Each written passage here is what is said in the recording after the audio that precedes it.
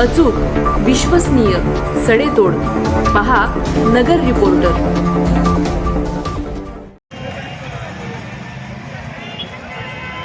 नाही, हा काही शिवसेना पुरता मर्यादित विषय नाही.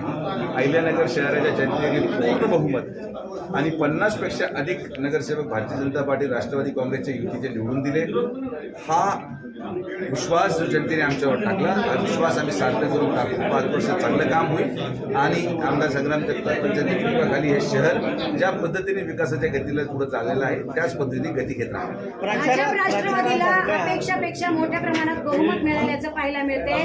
नेमकं जय वीरूची जोडी अर्थात आमदार संग्राम जगताप आणि सुजय विखे यांचं मोठं श्रेय आहे असं मानलं जातं. काय सांगा? जय वीरूने गब्बर हद्दपार केला याचा आम्हाला आनंद आहे.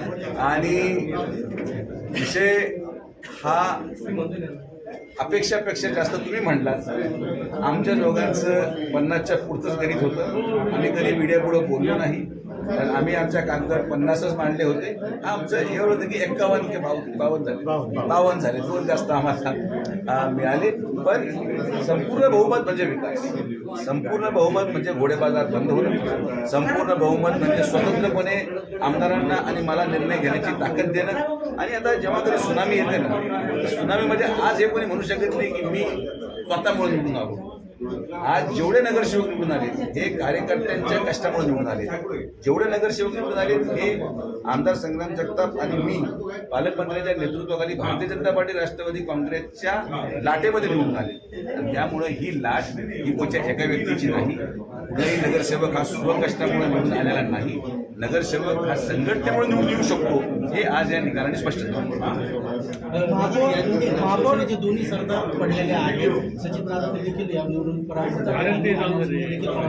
दोन्ही सरदार पडलेले आहेत. आम्हाला या गोष्टीची वेदनाही आहे की जे लोक आमच्यासाठी पळाले त्यांना दुर्दैवाने आमच्या सामोरं जावं लागलं आणि पराभूतही व्हावं लागलं.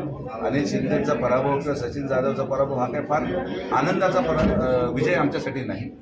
आम्ही त्यांना युतीबरोबर घेण्याचा पूर्ण प्रयत्न केला, पण कदाचित त्यांना काही सर्वे स्टेजचे असतील, त्यांना लोकांना असं जाणवलं असेल की आम्ही 18-20 जागेवर निवडणूक आले. एक्झिट पोल पण तेच दाखवत होते. राजकारणामध्ये सगळ्यांनीच विश्वासाने काम केलं पाहिजे. मला विश्वास आहे की काय दोघंही चांगले लोक आहेत, त्याच्यामध्ये काय त्यांच्यामध्ये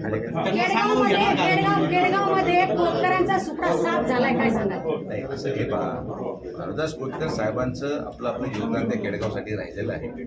मला असं वाटतं की या निवडणुकीमध्ये कोण पराभूत झाल्याचा आनंद आम्ही घेऊ शकत नाही.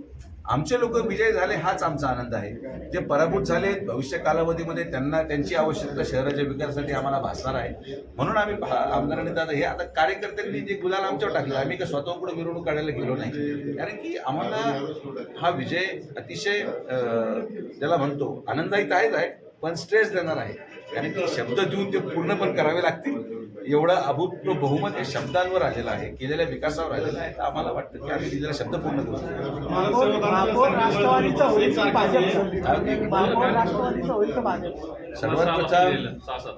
सर्वात प्रथम महापौरचं आरक्षण जाहीर झालं पाहिजे. महापौर पदाचं आरक्षण नसल्यामुळे कोणाचा महापौर हा चर्चेचा विषय नाही.